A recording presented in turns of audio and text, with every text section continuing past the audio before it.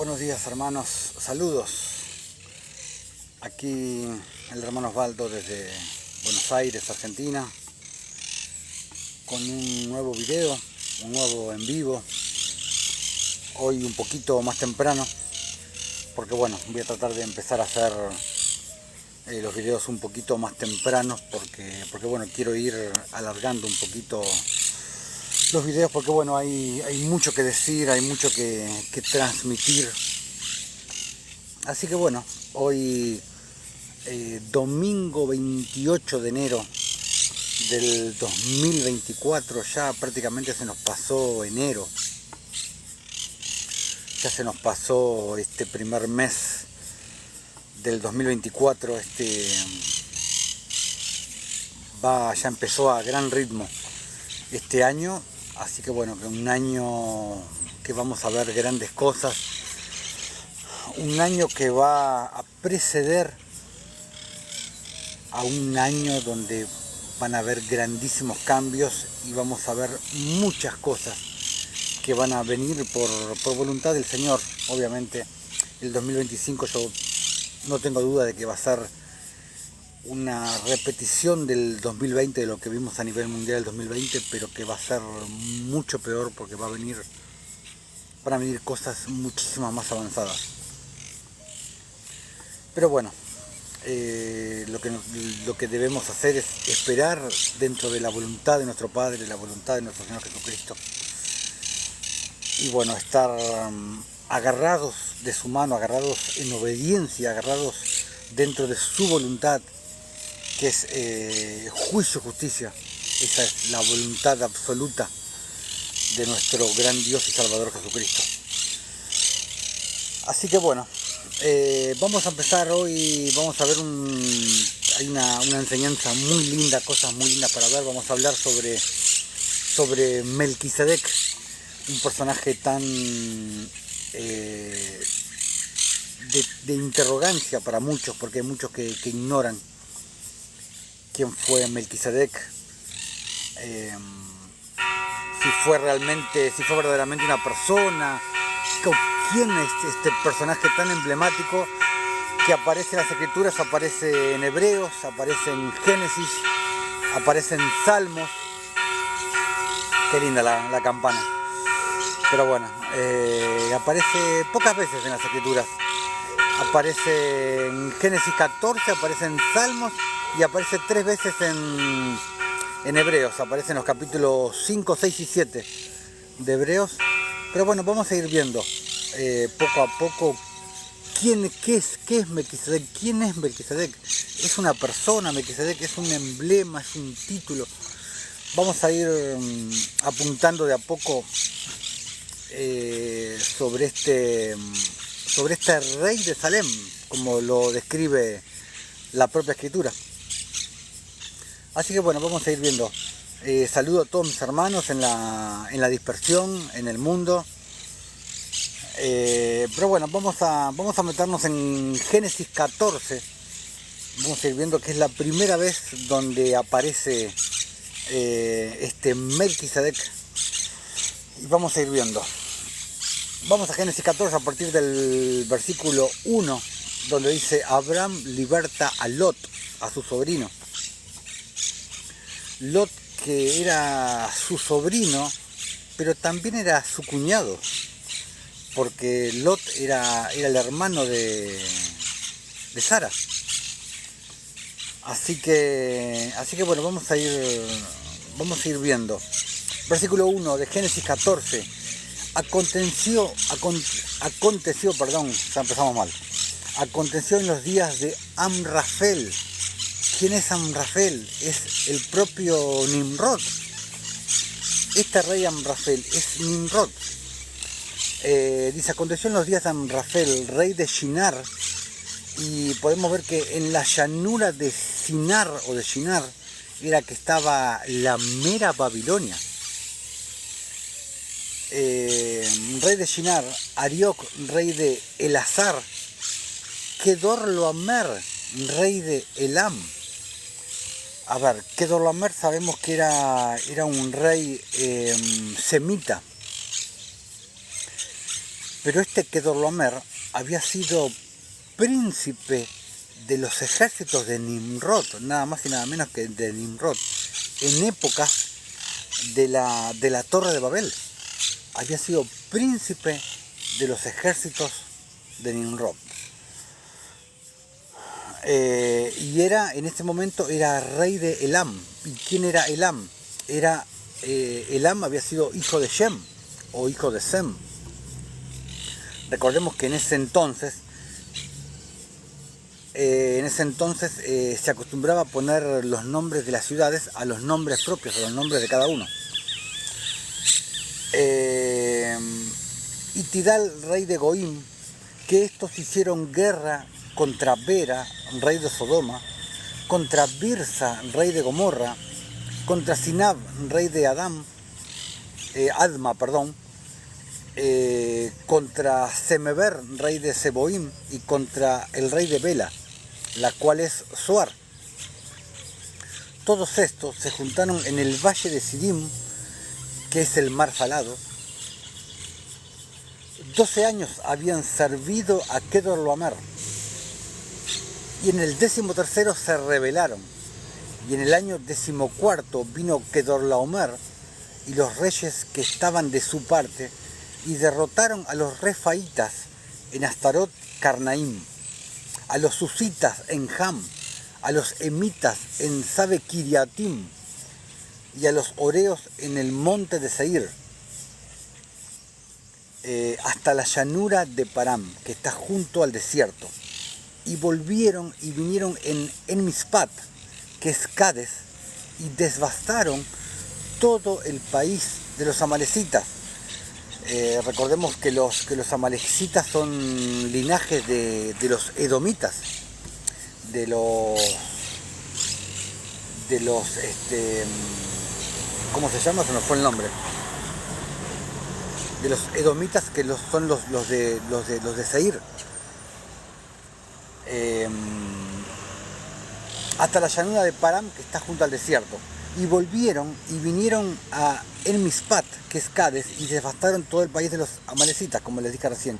Y también al amorreo que habitaba en Hazazentomar. Y salieron el rey de Sodoma, el rey de Gomorra, el rey de Adma, el rey de Seboim y el rey de Bela, que es Zoar, y ordenaron contra ellos batalla en el valle de Sidim. Esto es, contra Kedorlaomer, rey de Elam, Tidal, rey de Goim, Amrafel, o sea, Nimrod, rey de Shinar, y Arioc, rey de Elazar. O sea, 4 reyes contra 5. Y el valle de Sidim estaba lleno de pozos de asfalto. Y cuando huyeron el rey de Sodoma y el de Gomorra, algunos cayeron allí y los demás huyeron al monte. Y tomaron toda la riqueza de Sodoma y de Gomorra y todas sus provisiones y se fueron. Tomaron también a Lot, hijo del hermano de Abraham, que moraba en Sodoma, y sus bienes y se fueron. O sea, tomaron al propio Lot. Versículo 13. Y vino uno de los que escaparon, de los que habían secuestrado, de la gente que habían tomado, y lo anunció a Abraham el hebreo. Abraham el hebreo. ¿Por qué Abraham el hebreo? Hay 2 teorías. Una es que Abraham era de los hijos de Eber, que venía del propio linaje. Venía del linaje de Noé, del linaje de Sem. Creo que Eber me parece que era el tataranieto, si mal no recuerdo, de Sem, y después por el mismo linaje llega Abraham. Entonces, bueno, esa es una de las cosas que se dice, que por qué se les dice a Abraham, se les dice directamente el hebreo, porque era del linaje de Eber. Pero también se dice que hebreo es ivri, que significa atravesar o pasar a través. En la Biblia solo hace referencia a los que atraviesan ríos, como Abraham, cuando dejó Ur de los Caldeos, para ir a las tierras de Canaán, que para hacerlo tuvo que cruzar el Éufrates. Y mucho después vino el cruce del Mar Rojo, pero primero Abram, como era en ese momento, no era Abraham como fue después, tuvo que cruzar el Éufrates cuando salió de Ur de los Caldeos, para llegar a tierra de Canaán. Esa es otra manera, otra de las teorías por cual se le dice hebreo, por cómo empezó el mote de hebreo. A ver, ¿en dónde me quedé? En versículo 13, habíamos quedado, y vino uno de los que escaparon y anunció a Abram el hebreo, que habitaba en el encinar de Mamre, el amorreo, hermano de Escol y hermano de Aner, los cuales eran aliados de Abram. Versículo 14, oyó Abram que su pariente estaba prisionero y armó a sus criados, los nacidos de su casa, 318, tan solo 318,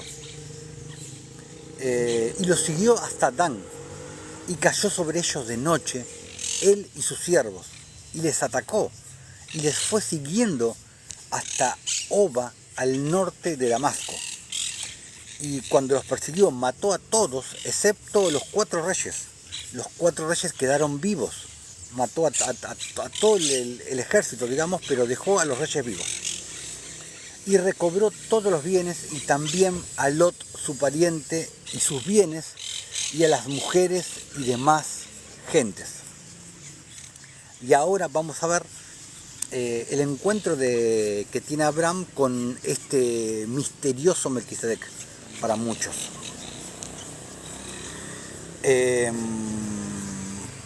Versículo 17 de Génesis 14. Cuando volvía de la derrota de Kedorlaomer y de los reyes que con él estaban, salió el rey de Sodoma a recibirlo al valle de Sabé, que es el valle del rey. Entonces Melquisedec, rey de Salem, de aquí el título del video, entonces Melquisedec, rey de Salem, Salem viene a ser como la abreviación de Jerusalén, rey de Salem y sacerdote del Dios Altísimo. Acá podemos ver también que ya existía un sacerdocio antes del sacerdocio arónico-levítico, que comenzó en Éxodo 32, por decirlo de alguna manera. O sea, ya existía un sacerdocio. O sea, la ley de Dios no empezó con el sacerdocio arónico-levítico. El sacerdocio de Dios no empezó con el sacerdocio arónico-levítico. Buenos días, hermanita de Baña, por supuesto que siempre un placer que estés siguiendo en los vivos pendientes de las enseñanzas. Te mando un beso enorme, un abrazo gigantesco. Y bueno, acá estamos con la enseñanza de Melquisedec, un personaje tan emblemático para muchos y con tantos interrogantes, ¿no? Pero bueno, como les decía, o sea, acá desde Génesis 14 podemos ver que ya había un sacerdocio. Ya existía un sacerdocio que era el sacerdocio de Melquisedec. O sea, el primer sacerdocio no nació en Éxodo 32 con el sacerdocio arónico-levítico. O sea que ya había un sacerdocio previo, ya había un pacto previo, ya había una ley previa, ya existía. Todas estas cosas no nacieron en Éxodo 32. Entonces Melquisedec, rey de Salem, o sea, rey de Jerusalén, sacerdote del Dios Altísimo, sacó pan y vino y le bendijo. Y acá tenemos algo clave. ¿Qué es pan y vino? Pan y vino, por un lado es ofrenda de paz. Fue lo que sacó Jesús en la última cena con los apóstoles. Cuando fue esa cena, sacó pan y vino. Es como quien dice, como una ofrenda melquisedética, por así decirlo. Es ofrenda de paz. Pero bueno, tenemos más simbología. Por ejemplo, el pan es simbología de la iglesia de Cristo, es simbología del cuerpo de Cristo, porque su cuerpo fue molido por nosotros, fue molido, fue atascado por nosotros, en simbología también al olivo cuando es machacado y es molido para extraer el aceite de oliva, que es también es otra manera de ver al Espíritu, es simbología del Espíritu también, simbología del agua viva, simbología de la sangre de Cristo. El vino es simbología del linaje espiritual de Cristo. Por eso la Escritura dice, y a todos los que creen en Él, les dio potestad de ser llamados hijos de Dios. Es simbología de la sangre de Cristo, de la sangre que fue derramada por nosotros. Y estábamos en el versículo 19, pasamos, y le bendijo diciendo, bendito sea Abraham, del Dios Altísimo, creador de los cielos y de la tierra. Y bendito sea el Dios Altísimo, que entregó tus enemigos en tu mano. Los entregó, pero no los mató, como les dije anteriormente. Y le dio a Abraham los diezmos de todo. Abraham le dio los diezmos, pero fue un diezmo voluntario, no fue un diezmo impuesto como se daba en la época del sacerdocio arónico levítico.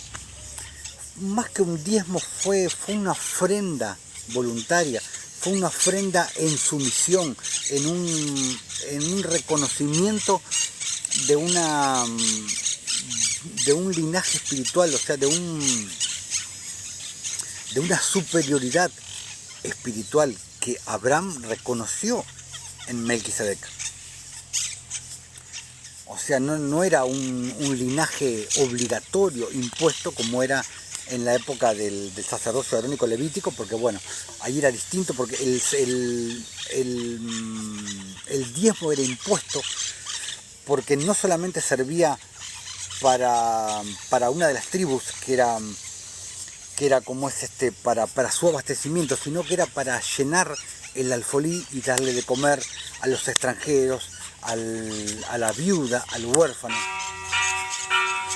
Así que bueno, y podemos ver también que en esa época del encuentro de Abraham con Kedorlaomer, podemos ver también que los fundadores de las ciudades de la llanura, Sodoma, Gomorra y las otras ciudades, eran de los hijos de Cam, eran camíticos. Y también podemos ver, como otro dato interesante, que entre la guerra entre los 4 reyes y los 5 reyes de Kedorlaomer, eran el ejército de Kedorlaomer eran 5.000 personas, eran solamente 5.000 que lucharon contra 700.000, 6.000 contra 700.000, y esos 6.000 prevalecieron. Y en esa batalla de los 4 reyes contra los 5 reyes, fue que murió incluso el hijo de Nimrod, que era Mardón. Eso lo puedes ver en el libro de Jasher, en el capítulo 13. Y ahora vamos a ir al libro de Jasher. Te recuerdo que el libro de Jasher es un libro que mismo está citado en la Biblia, está citado 2 veces en las Escrituras. Está citado en Josué 10, en el famoso capítulo de que habla de que Josué detuvo el sol y la luna. Y está citado otra vez en la Escritura, no me acuerdo ahora, si en Crónicas, en los libros de Samuel, no recuerdo en dónde ahora. Pero una de las 2 veces que está citado en Josué 10. Y vamos a este libro, el libro de Jasher, vamos al capítulo 9, vamos a ver versículos 5 y 6, donde dice, versículo 5 de Jasher capítulo 9, dice, Y cuando Abraham salió de la cueva, apa, ¿Abraham estuvo en una cueva? ¿En qué cueva estuvo Abraham? A ver, cuando nació Abraham, recordemos que el padre de Abraham era Taré. Taré en su momento fue príncipe de los ejércitos de Nimrod, así como había sido, como Kedorlaomer había sido príncipe de los ejércitos de Nimrod en la época de Babel, de la Torre de Babel. Pero bueno, después vino que Dios separó, vino la confusión de los lenguajes, donde vino la dispersión de los que estaban con Nimrod en ese momento. Bueno, ahí vino la separación de Kedorlaomer, y después, tiempo después, fue que Taré, el padre de Abraham, llegó a ser príncipe de los ejércitos de Nimrod. Y fue muy importante, era el segundo detrás de Nimrod. Y resulta ser que cuando nació Abraham, la noche que nació Abraham, estuvieron festejando en la casa de Taré. Vinieron a festejar que Taré había sido padre. Bueno, cuando se retiran de la casa de Taré, estaba el mismo Nimrod, estaban los magos, estaban los varios de lo que era la casta del ejército de Nimrod, y muchos de los magos que estaban esa noche, cuando salieron de la casa de Taré, miraron hacia el cielo y vieron una estrella en el cielo que venía corriendo desde el este, y se juntó con otras 4 estrellas y se las comió, se las devoró a las otras 4 estrellas. Entonces se quedaron pensativos ante qué querría decir eso. Y como es bueno, se fueron, pero deducieron que era algo respecto al hijo que había nacido desde esa noche, que le había nacido a Taré. Pero bueno, esa noche no lo hablaron, volvieron, y bueno, al otro día fue que lo hablaron con Nimrod.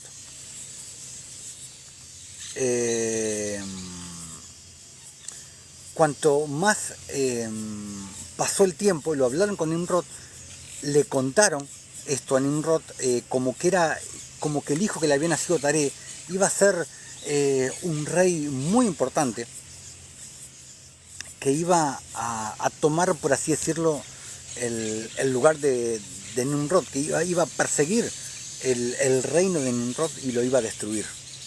Entonces, bueno, ahí, para no hacerlo tan largo,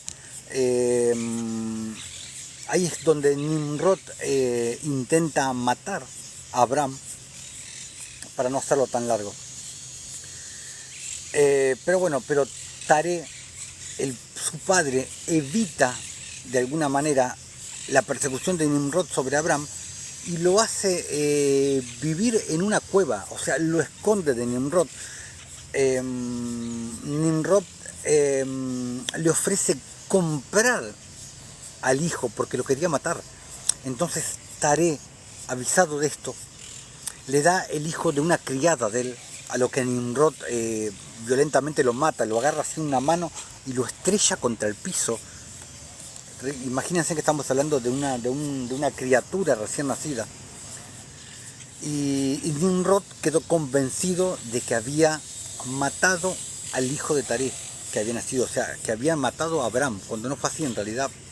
Pero Taré envía con la madre y con una nodriza, lo envía a vivir a Abraham a una cueva, básicamente donde estuvo viviendo 10 años,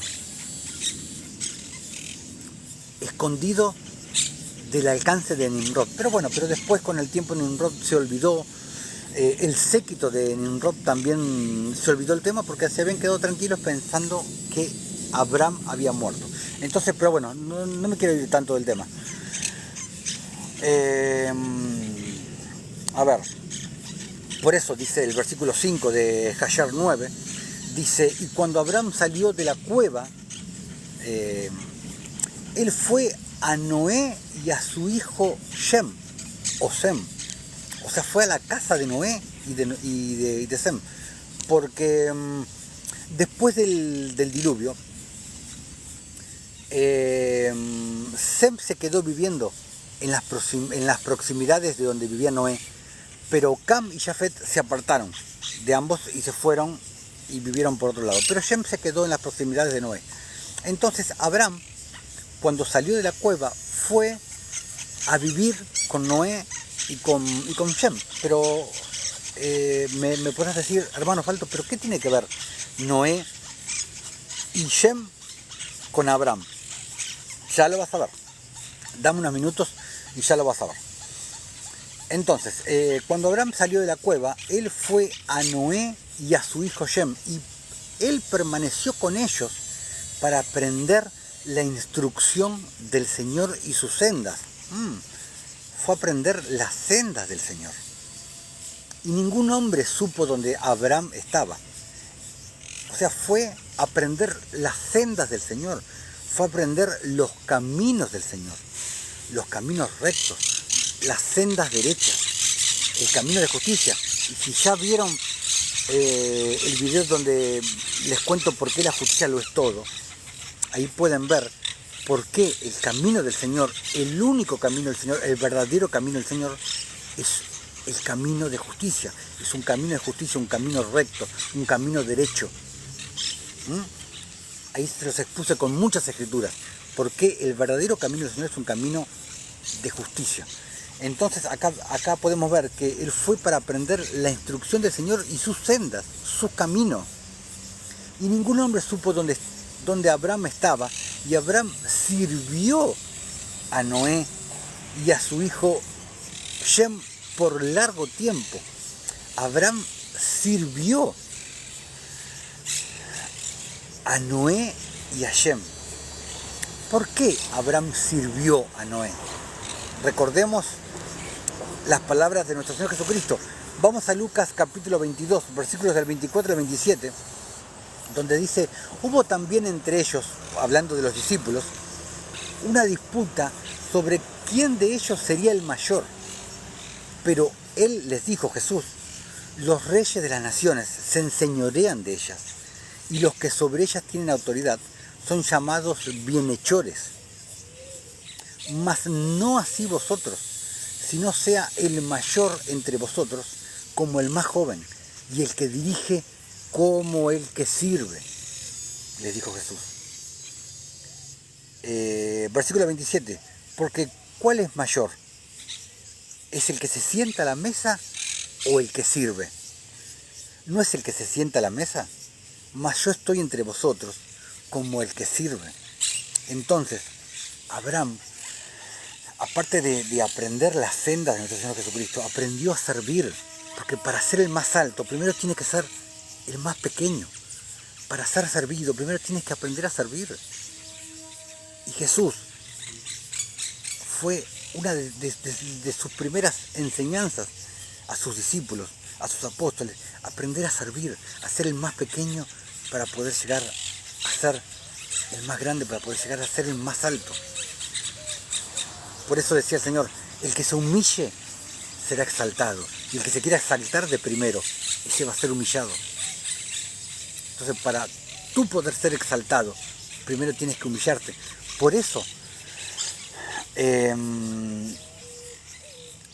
dice el libro de Jayer que Abraham sirvió a Noé y a su hijo Shem por largo tiempo. Versículo 6. Y Abraham estuvo en la casa de Noé por 39 años. 39 años. Y Abraham conoció al Señor desde que tenía 3 años. O sea, ya lo conocía desde que había vivido en la cueva. Y él caminó en las sendas del Señor hasta el día de su muerte. Caminó en los caminos del Señor, en las sendas rectas, en los caminos, en las sendas antiguas, en los caminos de justicia, hasta el día de su muerte, como Noé y su hijo Shem le habían enseñado. Pero tú me podrás decir, pero Abraham conoció a Shem y conoció a Noé, porque había nacido muchos años antes. Abraham vino muchísimo después de Noé. Fíjate que sí. Fíjate que Abraham no solamente conoció a Sem o a Shem, sino que conoció al mismísimo Noé. Ojo. E incluso Abraham murió después que Shem. Shem llegó a vivir unos 50 años después que Abraham.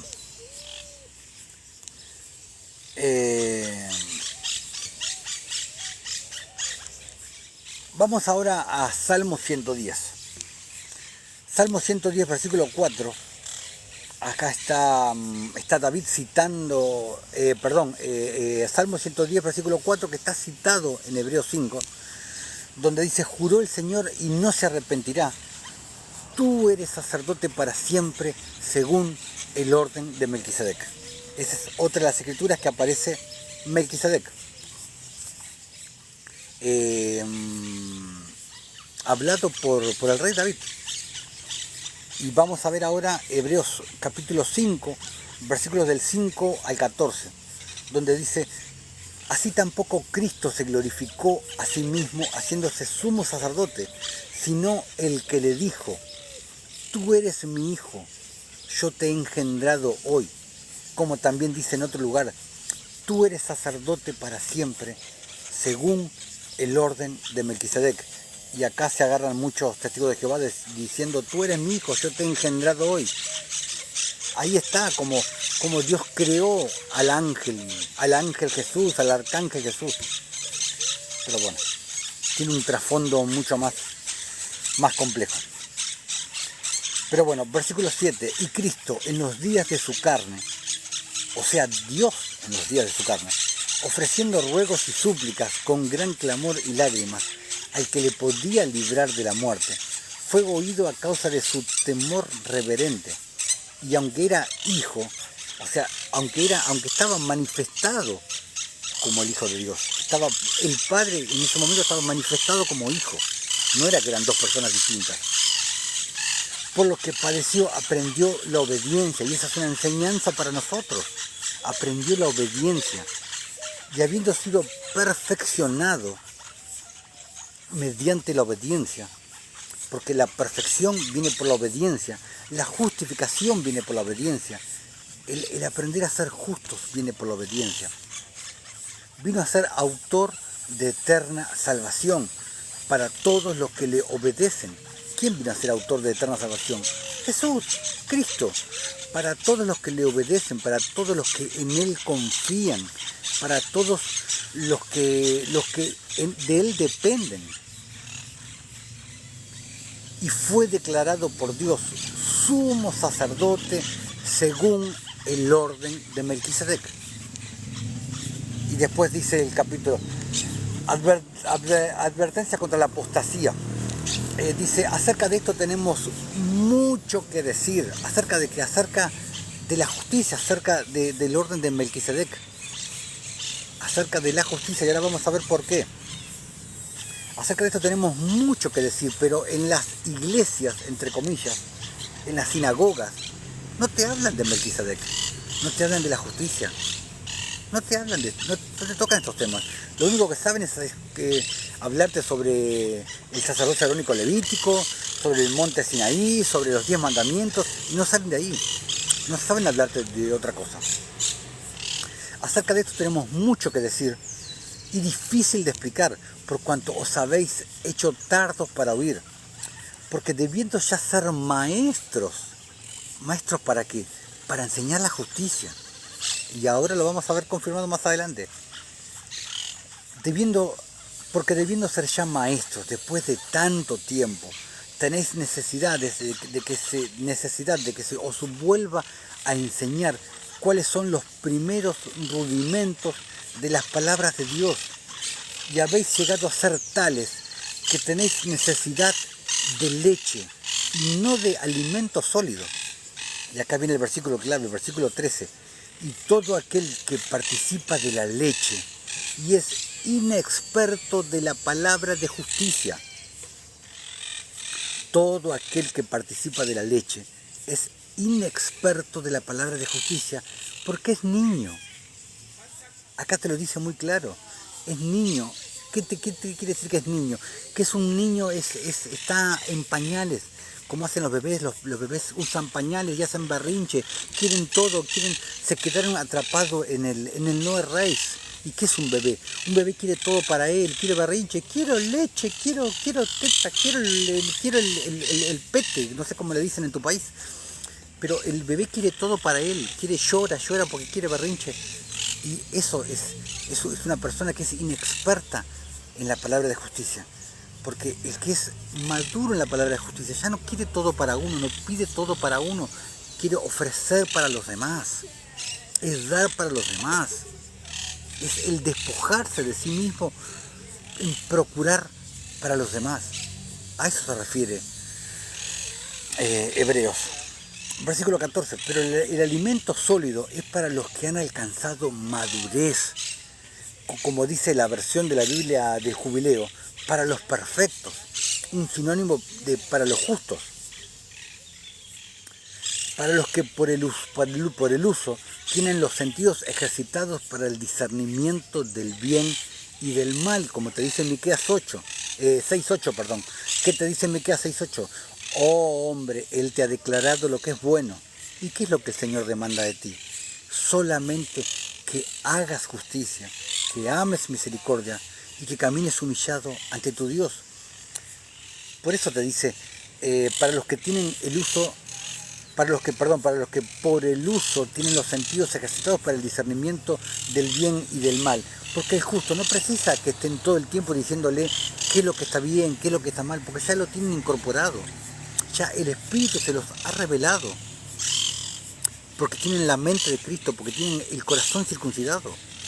No necesitan una ley escrita, una tabla de piedra, donde vayan a leer y sepan qué es lo que está bien y qué es lo que está mal. Ya lo saben. Y en Hebreos, dejamos Hebreos 5, vamos a Hebreos capítulo 6, versículo 1, porque recuerden que esto que hoy lo vemos en un libro, eran todos pergaminos, eran todos rollos, que era toda una misma continuación. Antes no existían capítulo tanto, versículo tanto, no existía. En el mismo rollo, cuando termina el capítulo 5, vamos al capítulo 6 y dice, hablando del mismo tema, hablando de la justicia, de los que son bebés espirituales, que precisan la leche porque son inexpertos en la justicia. Y dice en el versículo 1 del capítulo 6, por tanto, dejando ya los rudimentos de la doctrina de Cristo, vamos adelante a la perfección, te dice el autor de Hebreos, o sea, a la justicia, no echando otra vez el fundamento del arrepentimiento de obras muertas, de la fe en Dios, no echando otra vez el fundamento del arrepentimiento de obras muertas, o sea, yo le llamo del fundamento de las no obras, porque de eso trataba la ley de Moisés y los 10 mandamientos. No hagas esto, no hagas otro, no erréis, no forniques, no mientas, no mates. Entonces, ¿qué clase de obras son esas? ¿Qué clase de obras son? Es no hagas esto, no hagas el otro, no hagas... Ese es el fundamento de arrepentimiento de obras muertas. Son obras muertas porque son todas de no hacer. Pero no te dicen qué es lo que tienes que hacer. Pero Dios te dio un camino más excelente, como te lo explica 1 Corintios 13. En el final de 1 Corintios 12, Pablo te dice, yo os muestro un camino más excelente. Y en todo Corintios 13 te habla del amor ágape, que es un sinónimo de justicia. Entonces Dios te muestra un camino más excelente.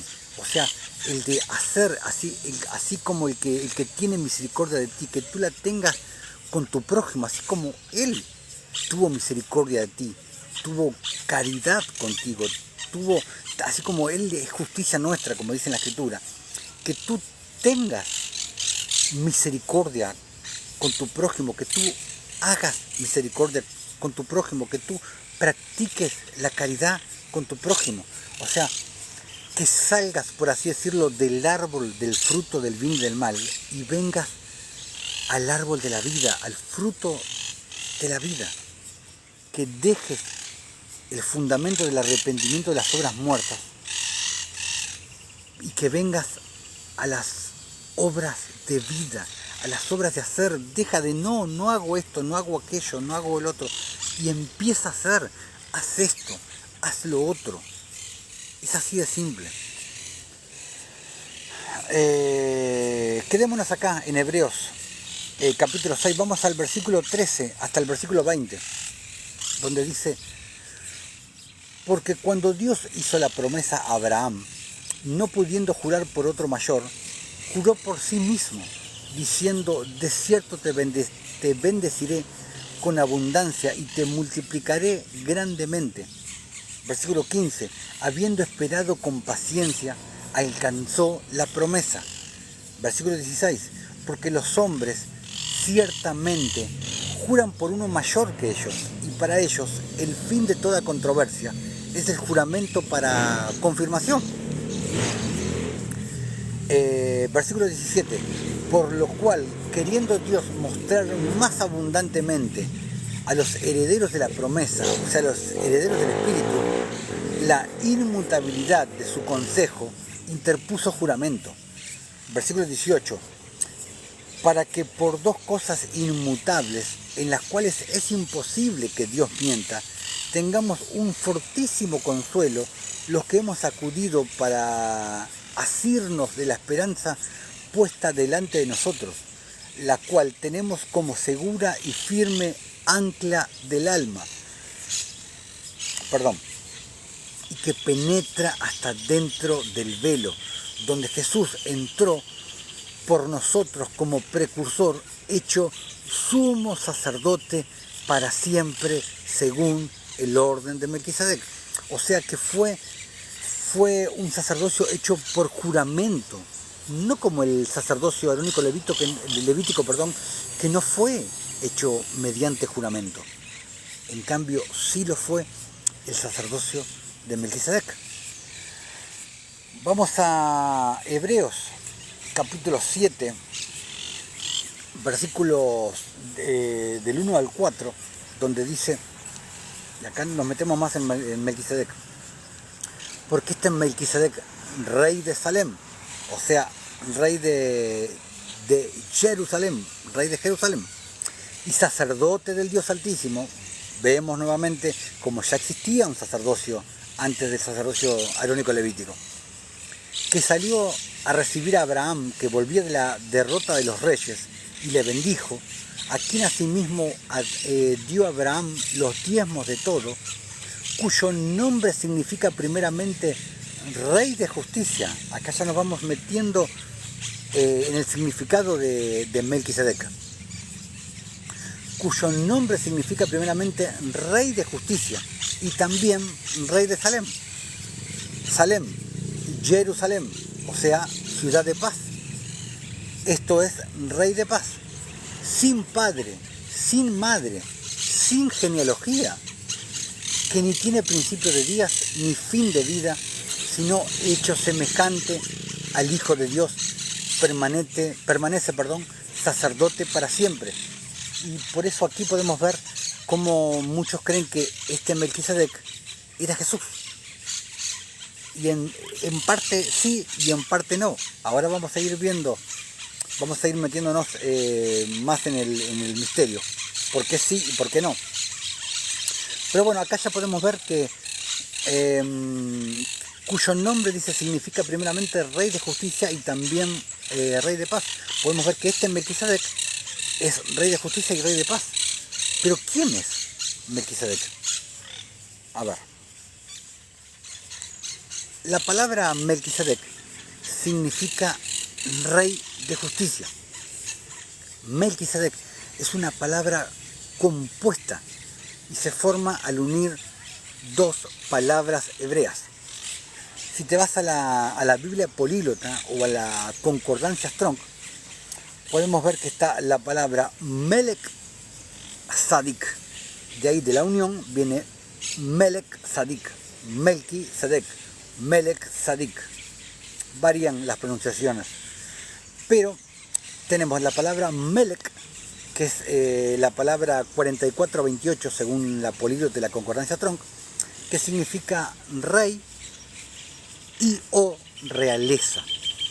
Y tenemos la otra palabra, Sadik o Sedek, que es la palabra 6664, que significa justo, justicia, recto y rectitud. Entonces unimos Melek, Sadik, tenemos rey de justicia, rey justo. Ahí lo tenemos. Entonces podemos ver que Melek Sadik, Melquisedec, podemos ver que no es un nombre, no es un nombre personal, no es un nombre propio, es un título dado a una persona que tiene un doble oficio, tiene un oficio de rey y sacerdote. Melek Sadik, Melquisedec, rey y sacerdote. Como por ejemplo, a ver, ¿qué ejemplo les puedo poner? Como por ejemplo, cantautor, por ejemplo. Cantautor es cantante y autor, por ejemplo. Cantautor es cantante y autor. Melquisedec pasa exactamente lo mismo. Es un doble oficio como el cantautor.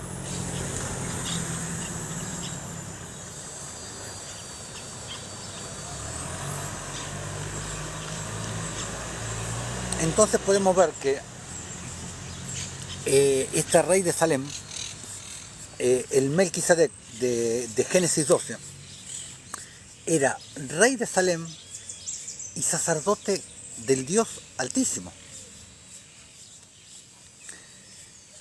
Pero entonces, si Melquisedec es un título, como presidente, por ejemplo, pero entonces, ¿quién era este Melquisedec que aparece en Abraham? Que aparece con Abraham en Génesis 12. Porque bueno, ok, era Melquisedec como cantautor, como presidente, pero ¿quién era? ¿Quién era este Melquisedec que tenía ese título? Ya lo vamos a ver. Ahora vamos a ver por qué más arriba te dije, te nombré que Abraham, cuando salió de la cueva, fue a vivir con Noé y con Shem. Ahora te voy dando las piezas y vamos a ir armando poco a poco el rompecabezas. Vamos a irnos a las escrituras, vamos a irnos a 2 de Pedro, capítulo 2, versículo 5. Esto ya lo he dicho en otros videos, pero bueno, pero como el tema lo amerita, vamos a ver 2 de Pedro, capítulo 2, versículo 5, donde dice la escritura: y si no perdonó al mundo antiguo, sino que guardó a Noé, pregonero de justicia, con otras 7 personas, trayendo el diluvio sobre los impíos. Y podemos ver que en este versículo hay un poco de mala traducción y un poco de mala interpretación. ¿Por qué? Vamos a ver primero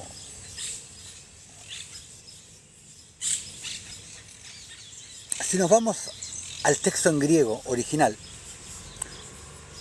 figura la palabra octavo, no dice con otras 7 personas, figura la palabra que en la concordancia Strong es la palabra 3590, ogdus, que significa octavo.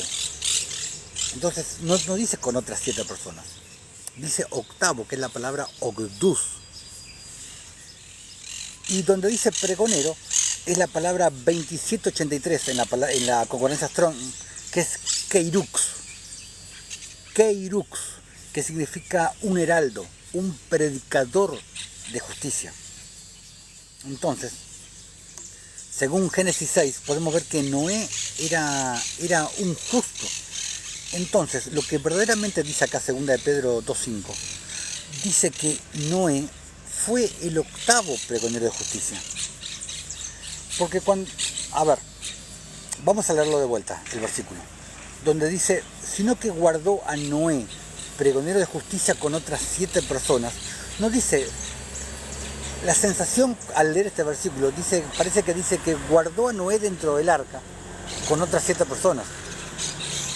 Eso es lo que, leyéndolo rápidamente el versículo dice, porque dice que guardó a Noé pregonero de justicia con otras 7 personas, la guardó dentro del arca. Y no es eso lo que dice.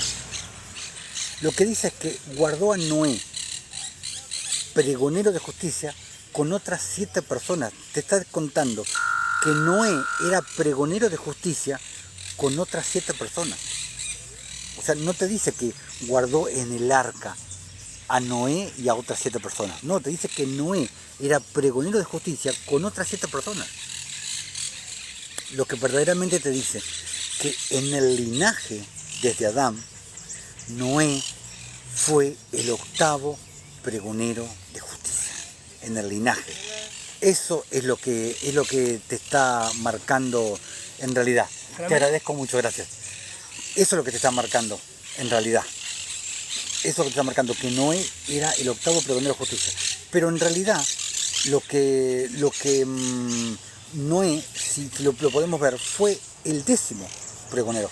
Porque si vemos a partir desde Adán, tenemos a Adán, Set, Enos, Cainán, Mahalalí, Yaret, Enoc, Matusalem, Lamec y Noé. Podemos ver que Noé en realidad venía a ser el 10º pregonero de justicia. ¿Qué pasó? ¿Por qué Noé era el 10º pregonero de justicia? Lo que pasa que Enoc, sabemos que fue llevado con Dios, caminó en los caminos de Dios y fue una especie de rapto. Entonces no está contado en la genealogía, porque Enoc fue llevado con Dios y Yaret todavía estaba vivo. Entonces la genealogía pasó de Yaret, pasó a Matusalem. Y cuando Matusalem murió, Lamec ya había muerto. Entonces pasó de Matusalem a Noé. Entonces por eso es que se dice que Noé fue el 8º pregonero de justicia. Y acá podemos ver por qué Noé tiene que ver con Abraham y por qué Noé participó de la instrucción de Abraham. Porque Noé era pregonero de justicia.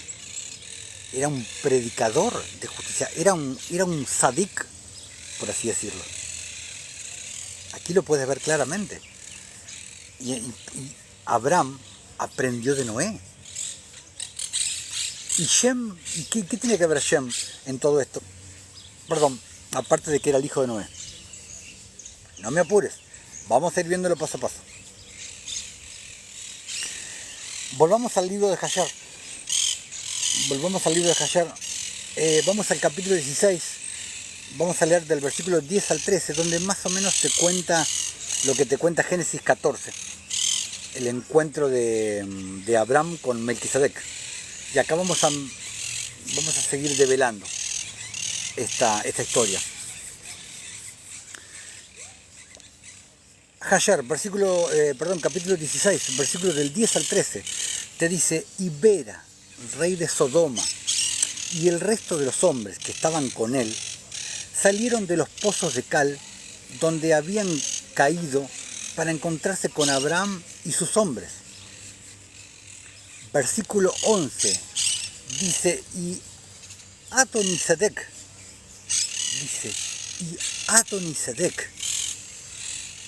¿quién es este Adonisedec? Volvemos a ver que Adonisedec es una palabra compuesta como Melquisedec. La palabra es Adonai y Sedec. O sea, ya lo debes haber sacado como conclusión. Adonai, sabemos que es Señor, es la palabra 136 del hebreo, que significa Señor, y Sedec es como Melquisedec, quiere decir justicia, justo, recto. Entonces podemos ver que Adonisedec es Señor de justicia, que viene a ser como Rey de justicia, que viene a ser como Melquisedec. Entonces Adonisedec y Melquisedec básicamente es lo mismo. Y acá te lo dice, en el versículo 11 te dice: y Adonisedec, y entre paréntesis te dice Melquisedec. Y a continuación te dice: rey de Jerusalem, te dice, o sea, rey de Jerusalén, rey de Salem.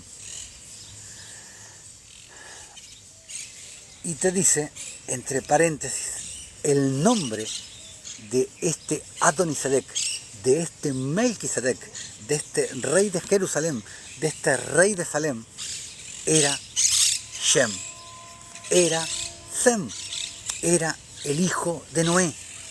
Y acá vamos cerrando el círculo.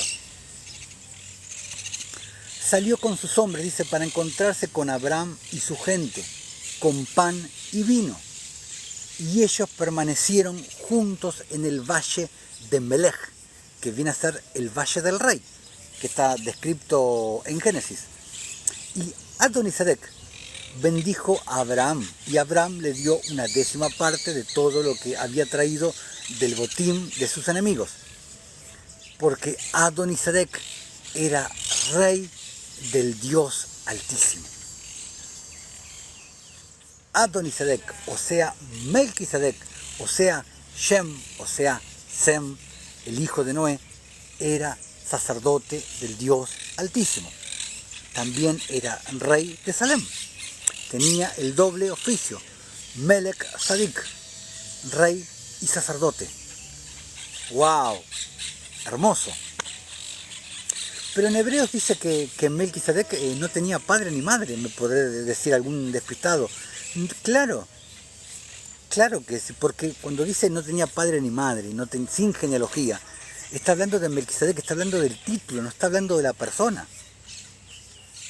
Porque recuerda que es el título de Cristo también, porque Cristo es el sumo sacerdote según el orden de Melquisedec. Entonces, si Noé fue el 8º pregonero de justicia, podemos ver que Shem fue el 9º pregonero de justicia. Bueno, hermoso. ¿No crees que es hermoso? Una revelación muy linda. Y vamos a leer algo cortito de Génesis, capítulo 1, versículo 26, donde dice... ¿cuánto vamos del vivo? 8 y 20... No, vamos todavía. Donde dice... Vamos a Génesis capítulo 1, versículo 26. Dice, entonces dijo Dios, hagamos al hombre a nuestra imagen conforme a nuestra semejanza. Dice en Génesis, dijo Dios, hagamos al hombre a nuestra imagen conforme a nuestra semejanza. Entonces, ¿qué viene a hacer eso? Viene a ser a la imagen con la representación de nuestro Creador, con la representación de Jesús, que es Rey. Esa es la representación. Y conforme a nuestra semejanza, con la autoridad del Creador. O sea, con la autoridad conforme a ser sacerdote. Podemos ver nuevamente Rey y sacerdote. Melech Sadik. ¿Ven como todo casa, como todo se une? Pero vamos a ver otros datos interesantes. Según el Haggadah, que viene a ser como un conjunto de narraciones de la tradición oral hebrea, vamos a ver otros datos. Repita por favor que se muteó, me dice un hermano. ¿Qué parte fue la que se muteó? Bueno, les voy a leer otra vez Génesis 1.26. A ver si alguien puede decirme si ahora se está escuchando bien, por las dudas, a ver si alguien me puede confirmar que se está escuchando bien por las dudas. A ver si algún hermanito me puede, por las dudas, no sea cosa que siga hablando y no me estén escuchando. Por las dudas, ahora me dejó en duda el hermano. Sí, muchísimas gracias, Carlos Guerra. Bueno, les leo otra vez Génesis 1.26, donde decía, entonces dijo Dios, hagamos al hombre a nuestra imagen conforme a nuestra semejanza. Y podemos ver que a nuestra imagen, que es la representación de nuestro Creador, que es ser rey, porque Jesucristo es rey. Y conforme a nuestra semejanza es con la autoridad de nuestro Creador. La autoridad es la autoridad que da el sacerdote. Y vemos otra vez cómo se une Melech Tzadik, como se dice rey y sacerdote. Ejerza dominio, dice cuando dice y señoré, está diciendo que ejerza dominio, y el dominio lo puede ejercer solamente un rey, donde dice en los peces del mar, en las aves de los cielos y en las bestias sobre toda la tierra y en todo animal que se arrastra sobre la tierra. Pero bueno, sigamos.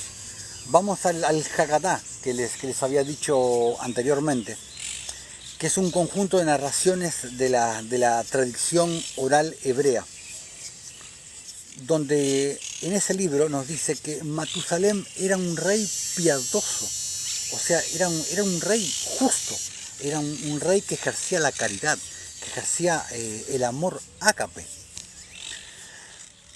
Entonces, acá podemos confirmar lo que vimos en Génesis, que Noé siguió los pasos de su abuelo, mientras que todos los demás hombres de la época se levantaron contra Matusalem. ¿Por qué? Porque eran injustos, porque no eran piadosos. Y otro dato que nos aporta el Haggadah es que Shem, una vez que terminó el diluvio, fue el único, lo que ya les dije un poco antes, más hace un rato, fue el único de los hijos de Noé que no lo abandonó y se quedó en las proximidades del arca, se quedó viviendo en las proximidades de Noé. Y Shem construyó su propia ciudad, a la que le puso el nombre de su esposa, y el nombre de su esposa era Sedek Etelvav.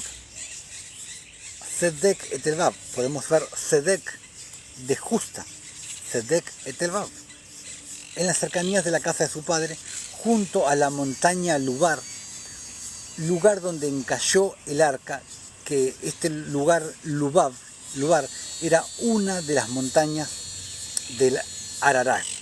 Entonces ahí podemos ver otra de las cosas, otro de los datos que nos aporta el Haggadah para terminar de armar todo este rompecabezas tan lindo que pudimos ver de cómo se une Abraham, cómo se une con Noé y cómo se une con Shem, que es ni nada más ni nada menos que el Melquisedec que aparece en Génesis, cuando aparece con Abraham, y cómo vimos cómo Abraham, cuando salió de la cueva, cómo fue a vivir a la casa de Noé y estuvo con Noé y con Shem y estuvo aprendiendo los caminos del Señor. Y quién mejor que para enseñarle al propio Abraham que Noé, que era pregonero de justicia, y Shem, que llegó a ser nada más ni nada menos que Melquisedec, rey y sacerdote del Dios Altísimo, que era rey de Jerusalén y que fue también el fundador de Jerusalén. Y eso lo puedes ver en el rollo sagrado de Melquisedec, que les había leído unos versículos en uno de los videos anteriores, pero a partir de hoy vamos a empezar definitivamente a leer el rollo sagrado de Melquisedec, que tiene muchísimo que ver con el tema de la justicia. Obviamente no hace falta que les diga por qué. Melquisedec, no hace falta que les explique por qué. Pero bueno, es un hermoso rompecabezas. Y Melquisedec, Abraham, Noé, Shem, como todo casa, y como el libro de Jasher no hace ni más ni menos que dar testimonio de lo que dice la Escritura. Y ahora, para terminar les voy a dar una pieza más, para terminar de armar este rompecabezas que va a dar testimonio de todo lo que estamos viendo. Vamos a leer Isaías 1, que es un capítulo que yo particularmente amo, me encanta. Isaías 1 es uno de mis capítulos favoritos de las Escrituras. Y acá Isaías 1, recordemos que esto vino aproximadamente el profeta profetizando, vino aproximadamente unos 1400 años después de lo que fue Abraham. Vamos a leer Isaías 1, donde dice, encabeza una nación pecadora, dice, visión de Isaías, hijo de Amós, la cual vio acerca de Judá y Jerusalén, en días de Usías, Jotam, Acaz y Ezequías, reyes de Judá. Versículo 2. Oíd cielos y escucha tú, tierra, porque habla el Señor, dice. Crié hijos y los engrandecí, y ellos se rebelaron contra mí, o sea, caminaron hacia atrás, se rebelaron. El buey conoce a su dueño, y el asno el pesebre de su señor. Israel no entiende, mi pueblo no tiene conocimiento, no tiene entendimiento. ¿Por qué? Porque los profetas le traían la justicia y ellos la desechaban, ellos no querían saber nada con la justicia. Ellos se agarraban de la ley mosaica, de la ley de Moisés, de los 10 mandamientos y no querían saber nada con la ley de Moisés. No querían darle al pobre, no les interesaba. Versículo 4. Oh gente pecadora, pueblo cargado de maldad, generación de malignos, hijos depravados, dejaron al Señor, provocaron a ira al Santo de Israel, se volvieron atrás, lo que les decía recién, le dieron la espalda, se rebelaron. Versículo 5, ¿por qué querréis ser castigados aún? ¿Todavía os rebelaréis? O sea, esto les está diciendo después de lo que pasó en Éxodo 32, todavía os rebelaréis, todavía querréis ser castigados. Toda cabeza está enferma y todo corazón doliente. Desde la planta del pie hasta la cabeza no hay en él cosa sana, sino herida, hinchazón y podrida llaga. No están curadas, ni vendadas, ni suavizadas con aceite. O sea, desde los que gobernaban la ciudad hasta el más bajo, estaban todos iguales. Versículo 7. Vuestra tierra está destruida, vuestras ciudades puestas a fuego. Vuestra tierra delante de vosotros, comida por extranjeros, y asolada como asolamiento de extraños. Y queda la hija de Sión como enramada en viña, y como cabaña en melonar, como ciudad asolada. Si el Señor de las huestes no nos hubiera dejado un resto pequeño, o sea, un remanente, como Sodoma fuéramos, y semejante a Gomorra, está diciendo el profeta. Versículo 10 dice, príncipes de Sodoma, hablándole a los líderes del pueblo. Pero ¿acaso el profeta no sabe que lo de Sodoma y Gomorra pasó hace 1400 años atrás? Oíd la palabra del Señor, escucha la ley del Señor. Está diciendo lo mismo que Isaías 58, versículo 2. Escuchad la ley del Señor. Pueblo de Gomorra, ¿para qué me sirve, dice el Señor, la multitud de vuestros sacrificios?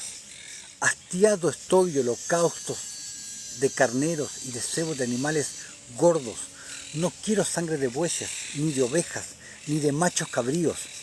Eso lo hicieron para Moloc y Renfán, como dicen Amos 5 y Esteban en Hechos 7, exactamente lo mismo. Todos los sacrificios que habían hecho, lo habían hecho para Moloc y para Renfán. Como decía Jesús, misericordia quiero y no sacrificio. Versículo 12. ¿Quién demanda esto de vuestras manos cuando venís a presentaros delante de mí para hollar mis sátiros?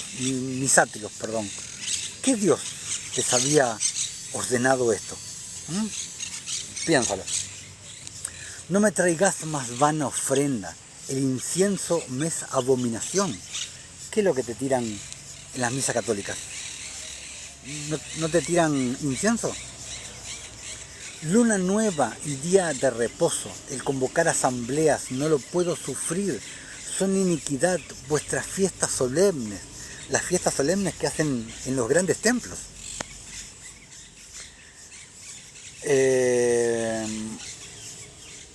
Vuestras lunas nuevas y vuestras fiestas solemnes las tiene aborrecidas mi alma, me son gravosas, cansado estoy de soportarlas. cuando extendáis vuestras manos, yo esconderé de vosotros mis ojos, dice.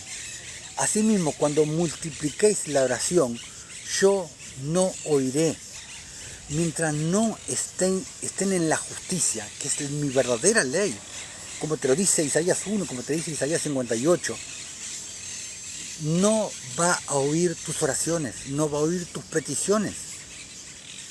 O estás en la justicia, o te va a desechar, va a ser oídos sordos, no te va a oír. Como dice Isaías 58, versículo 9, entonces, cuando dice todo, habla sobre la justicia, cuando hagas esto, dice, entonces invocarás y te oirá el Señor, clamará y Él te dirá, heme aquí. Cuando hagas justicia, cuando estés dentro de su ley, dentro de sus caminos, entonces Él te va a oír y va a escuchar tus oraciones. Yo no oiré, llenas están de sangre vuestras manos. ¿Por qué te dice eso? Te lo explica Jeremías 2, te lo explica Jeremías 7. Porque cuando tú dejas morir al pobre, ante Dios, ante los ojos de Dios, tú eres un asesino. O cuando tú detractas de tu hermano, eres un asesino. No precisas puntualmente con un cuchillo ir y matar a alguien. Puedes matar al prójimo, puedes matar a tu hermano de muchas maneras. Detractando contra él a sus espaldas, dejándolo morir de hambre. De muchas maneras eres un asesino ante los ojos de Dios. Versículo 16. Lavaos y limpiaos, quitad la iniquidad de vuestras obras de delante de mis ojos, dejad de hacer lo malo, aprended a hacer el bien, buscad el juicio, buscad la justicia. ¿Qué te dice Mateo 7:33? Mas buscad primeramente el reino de Dios y su justicia, y todo lo demás te será añadido. Es todo lo mismo, todo el mismo idioma, todo el mismo espíritu. Restituid al agraviado, haced justicia al huérfano, amparad a la viuda. Venid luego, dice el Señor, y estemos a cuentas.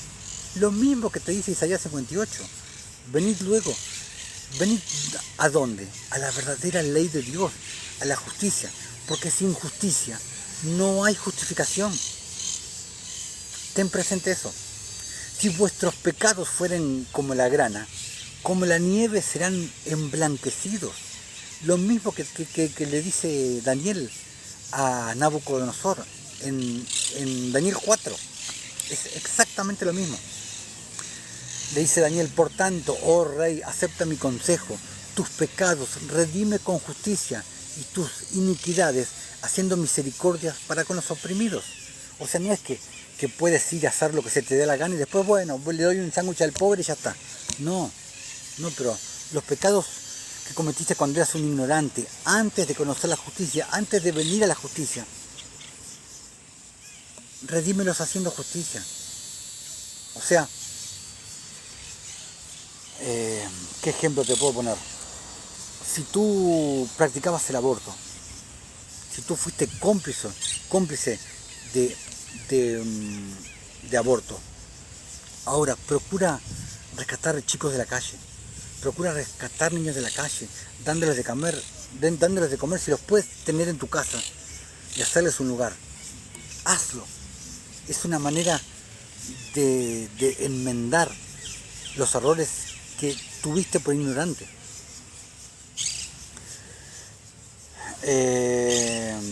Entonces, venid luego y estemos a cuenta. Si vuestros pecados fueren como la grana, como la nieve serán emblanquecidos. Si fueren rojos como el carmesí, vendrán a ser como blanca lana, te está diciendo el profeta. ¿Y dónde estáis los arrepentidos de vuestros pecados? Que te dicen los santurrones, los religiosos. El arrepentirse no es exclusivamente de pecados. No es exclusivamente de pecados. Si quisierais y oyereis, comeréis el bien de la tierra. Si no quisiereis y fuereis rebeldes, seréis consumidos a espada, porque la boca del Señor lo ha dicho. O sea, dejen su religión vana y empiecen a hacer el sacrificio que a mí me agrada. Como te lo dice Proverbios 21, versículo 3. Es exactamente lo mismo. Versículo 21. Dice, ¿cómo te has convertido en ramera, oh ciudad fiel? Le está hablando a Jerusalén, a la hija pródiga. A ella le está hablando, ¿cómo estás convertido en ramera, oh ciudad fiel? Llena estuvo de justicia. En ella habitó la equidad. ¿Por qué? Porque fue fundada por justos. Fue fundada por Shem. Fue fundada por Melquisedec. ¿Ves cómo se confirma todo? La escritura, con el libro de Jasher, con el rollo sagrado de Melquisedec. ¿Ves cómo se junta todo? Llena estuvo de justicia, en ella habitó la equidad, sinónimo de justicia. Pero ahora los homicidas. Tu plata, dice el versículo 22, o sea, tu cuerpo, se ha convertido en escoria. Tu vino, o sea, tu enseñanza, está mezclado con agua, o sea, diluida con agua, diluida con falsa doctrina.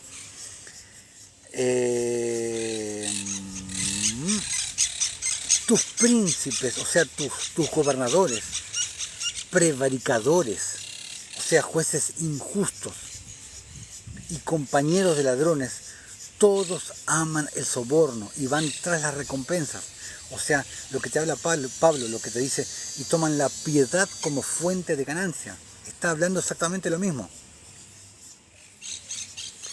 Me dice alguien, ¿yo puedo ir a la justicia o me tienen que llevar a la justicia? No, claro que tú puedes ir a la justicia. Tú tienes que ir aprendiendo paso a paso lo que es la justicia. O sea, despojarte de ti y empezar a darle al que tiene necesidad. Eso es básicamente el principio del camino de la justicia. Despojarse de lo que tiene uno y darle al que no tiene. Perdón, porque básicamente la justicia es que el que tiene menos le da al que tiene más. El que sabe más le enseña al que sabe menos. Y el más fuerte defiende al más débil. Eso viene a ser básicamente lo que es la justicia.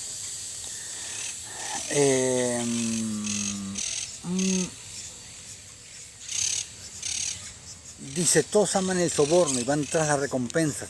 No hacen justicia al huérfano, ni llega a ellos la causa de la viuda. Versículo 24. Por tanto, dice el Señor de las huestes, el fuerte de Israel, Ea, tomaré satisfacción de mis enemigos, me vengaré de mis enemigos. ¿Quiénes son sus enemigos?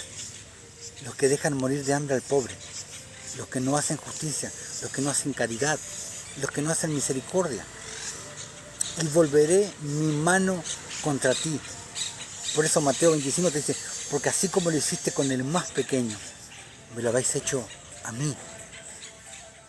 Y volveré mi mano contra ti. Como dice Romanos, mía la venganza, dice el Señor, yo daré el pago. Tú no te vengues. Él es el que se va a vengar. Él es el que va a dar el pago, no nosotros. Y limpiaré hasta lo más puro tus escorias y quitaré toda tu impureza. Suena como la gran tribulación, ¿no?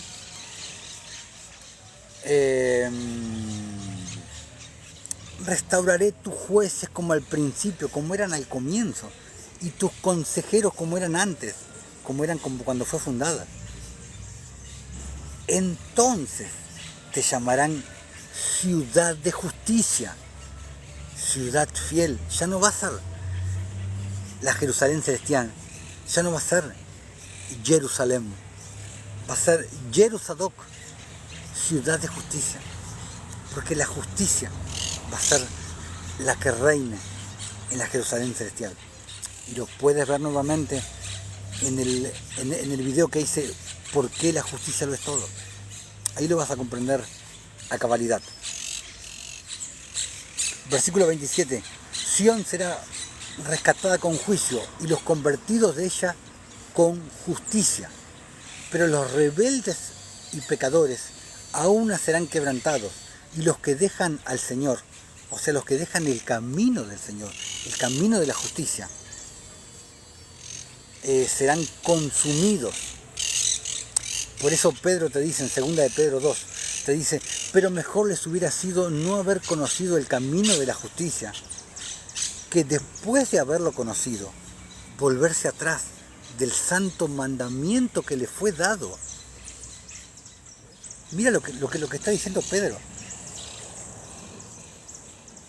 Volverse atrás, una vez que te vuelves atrás del camino de la justicia, te vuelves atrás del santo mandamiento que le fue dado.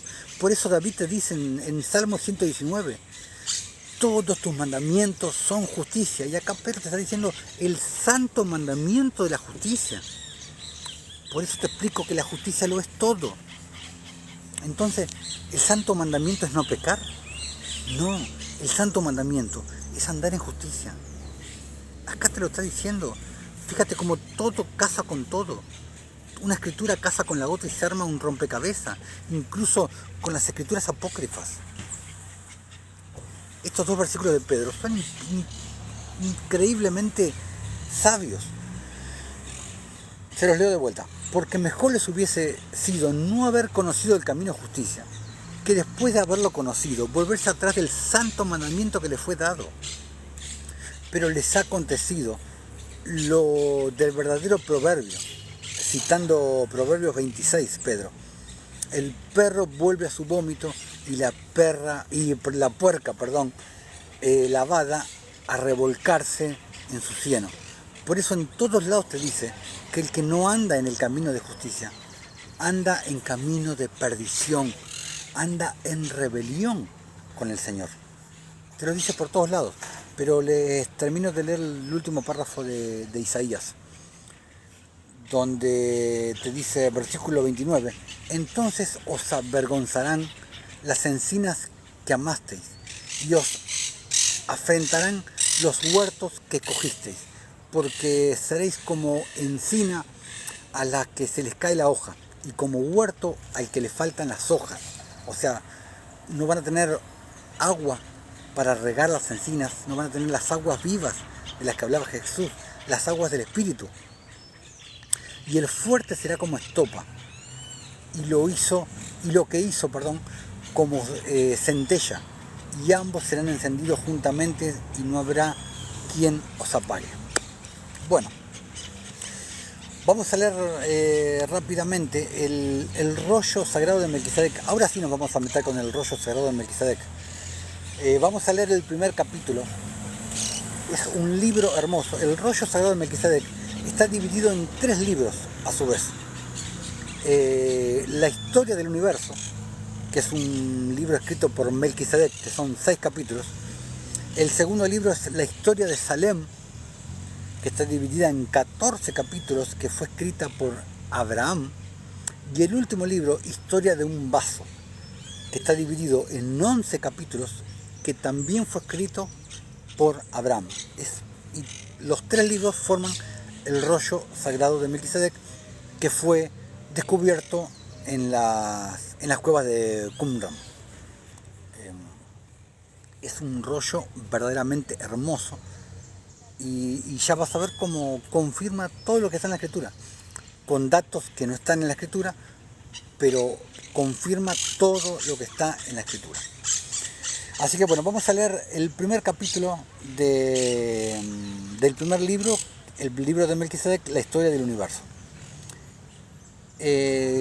Todo este libro son revelaciones que un ángel del Señor manifestó a Melquisedec en un sueño que tuvo lugar la noche siguiente a su coronación, un año después de recuperar el cetro de Salem, habiendo pagado el precio de su precio con dolor y sangre. Y esto lo vamos a ver a lo largo del rollo. Van a poder entender por qué dice que Melquisedec la noche siguiente a su coronación, y por qué recuperó el cetro de Salem cuando pagó el precio con dolor y sangre. Ya lo van a ver. Vamos al capítulo 1. Vamos a leer el capítulo 1, donde dice: antes que existiese una estrella, y recuerden que las estrellas son simbología de ángeles, antes que existiese una estrella para brillar, antes que hubiese ángeles para cantar, Ya había un cielo, que no es estrictamente el cielo que conocemos.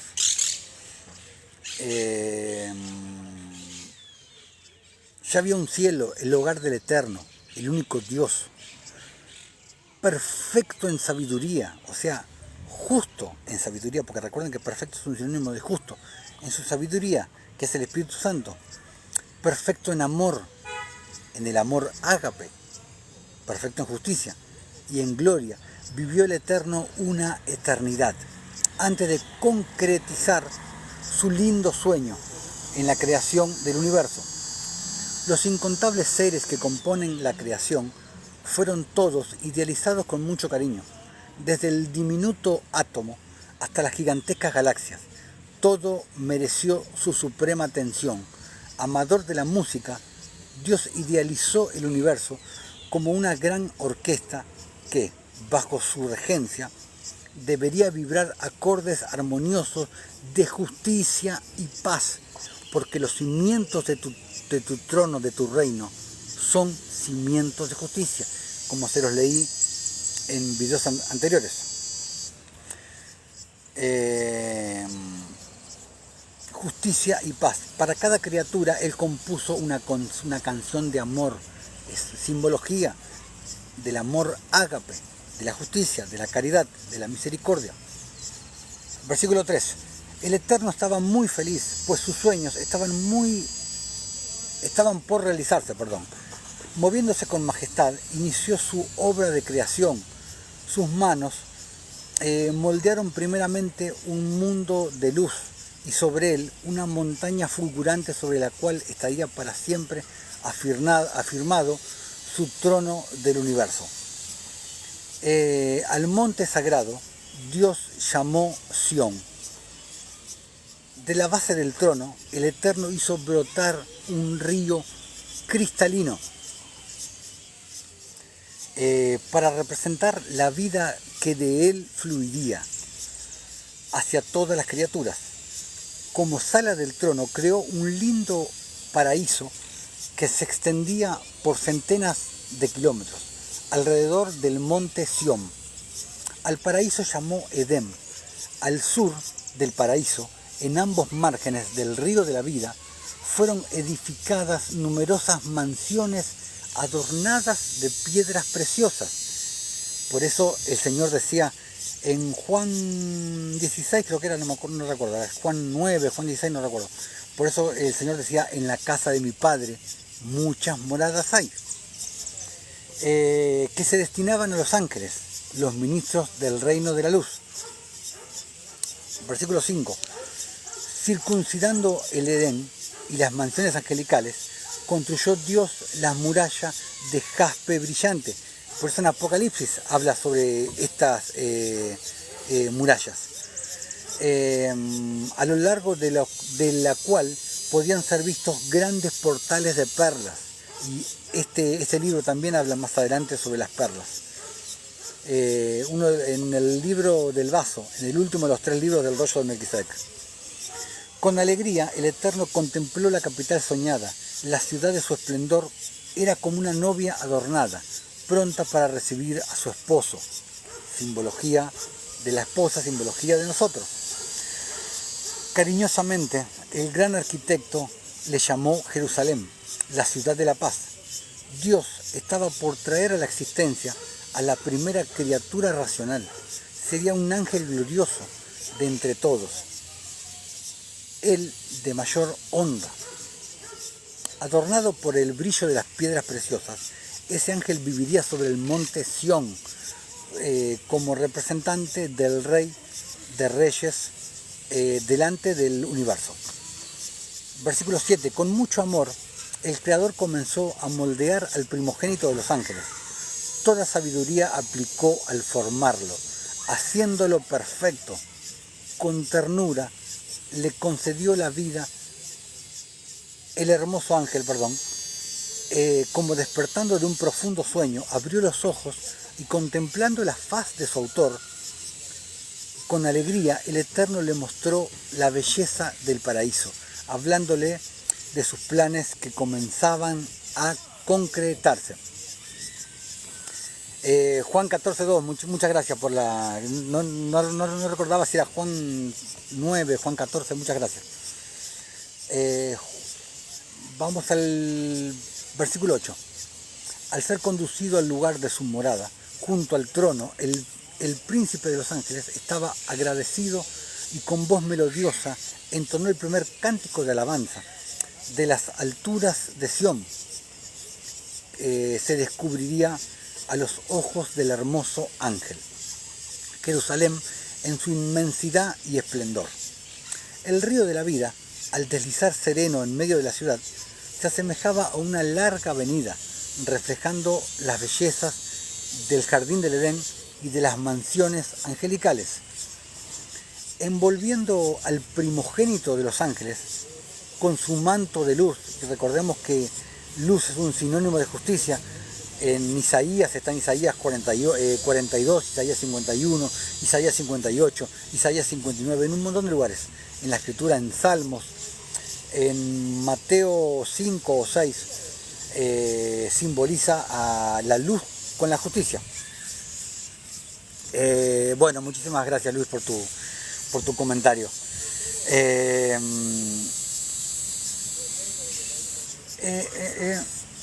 Envolviendo al primogénito de los ángeles con su manto de luz, de justicia, el Eterno comenzó a hablarle de los príncipes que habrían de regir el reino universal. Leyes físicas y morales deberían ser respetadas en toda la extensión del gobierno divino. Las leyes morales se resumirían en dos principales básicos: amar a Dios sobre todas las cosas y al prójimo como a sí mismo. Lo mismo que dice la Escritura, que son leyes semejantes. Cada criatura racional debería ser un canal por medio del cual el Eterno pudiese derramar a otros vida y luz, o sea, vida y justicia. De esa forma, el universo crecería en armonía, felicidad y paz. Versículo 10. Llegamos al versículo 17, que es el final del capítulo 1, y vamos a dar por concluido este video de hoy. Versículo 10. En el reino de Dios, las leyes no serían impuestas con tiranía, porque ¿de qué serviría? La obediencia debería surgir espontánea, en un gesto de reconocimiento y gratitud. Por eso la obediencia es tan importante para Dios. Nosotros no hacemos obras de justicia por obligación, las hacemos en gratitud a lo que Él hizo por nosotros.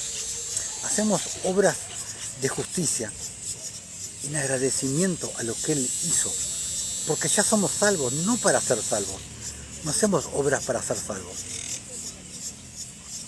En ese reino de libertad, la desobediencia también sería posible. El resultado de tal comportamiento sería el vaciamiento de las fuerzas vitales. Después de revelar al hermoso ángel las leyes de su gobierno, el Eterno le confió una misión de gran responsabilidad. Sería el protector de aquellas leyes, debiéndolas honrar y revelar al universo, listo para ser creado. Con el corazón rebosante de amor a Dios y a los semejantes, le correspondería ser un modelo de perfección. Sería Lucifer, el portador de la luz, el príncipe de los ángeles. Agradecido por todo, se postró ante el amoroso rey, prometiéndole eterna fidelidad. El Eterno continuó su obra de creación, trayendo a la existencia innumerables huestes de ángeles, los ministros del reino de la luz, o sea, del reino de justicia. Versículo 12. La ciudad santa fue poblada por estas criaturas radiantes que, felices y agradecidas, unían las voces en bellísimos cánticos de alabanza al Creador. Dios traía ahora a la existencia el universo que, repleto de vida, giraría en torno de su trono afirmado en Sión. Acompañado por sus ministros, partió hacia la grandiosa realización.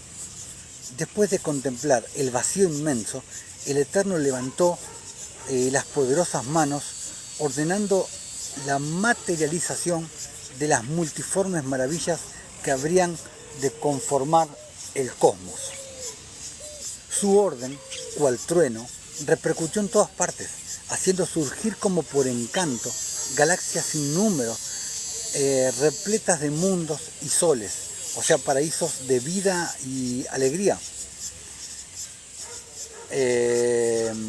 Todo girando armoniosamente en torno del monte de Sión.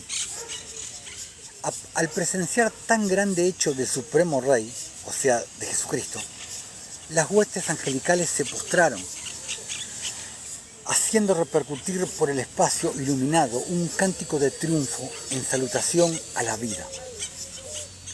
Todo el universo se unió en ese cántico de gratitud en promesa de eterna fidelidad al Creador.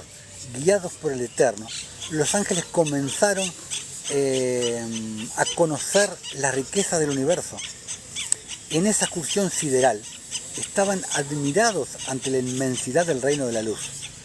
Por todas partes encontraban mundos habitados por criaturas felices que los recibían en fiesta.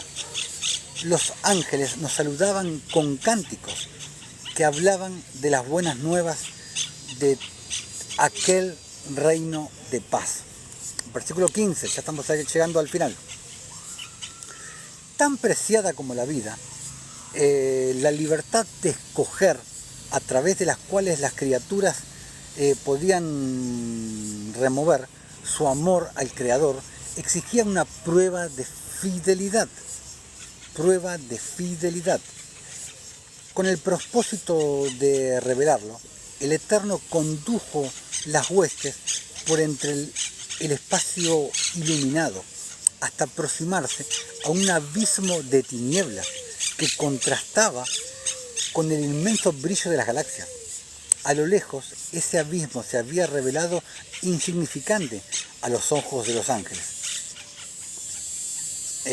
como un puntillo sin luz, pero a medida de su acercamiento se mostró en su enormidad. Ojo. El Creador, que a cada paso revelaba a los ángeles los misterios de su reino, estaba allí silencioso, como guardando para sí un secreto.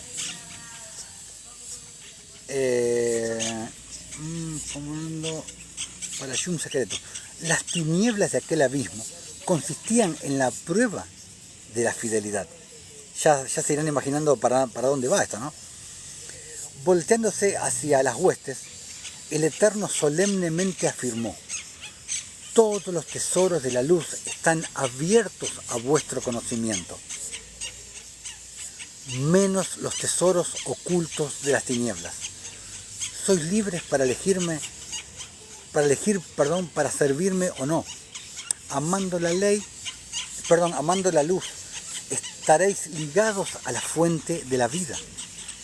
Con estas palabras, Dios hizo separación entre la luz y las tinieblas, entre el bien y el mal. El universo era libre para escoger su destino. Ya van viendo hacia dónde va esto.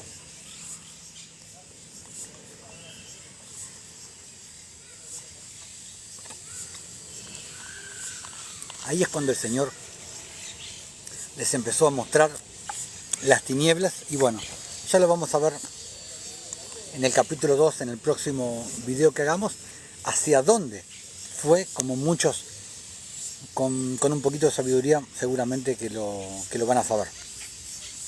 Que ahí empieza un poco la historia de Satanás. Bueno, queridos hermanos, esto ha sido todo por hoy. Pudimos ver la historia de Melquisedec, del significado de Melquisedec, Melech Sadik, pudimos ver quién era Melquisedec, que era ni más ni menos que Shem, el hijo de Noé.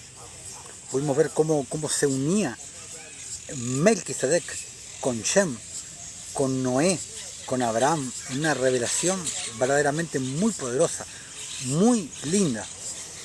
Les recuerdo que este video dentro de unas horas va a quedar subido, por si te lo perdiste, por si lo querés ver de vuelta, por si te perdiste el comienzo, va a quedar subido en mi canal Camino de Justicia en YouTube, y que está el link subido en mis canales de TikTok. Bueno, hermanos, nos veremos en un próximo video con una próxima enseñanza, pero seguiremos con el rollo sagrado de Melquisedec.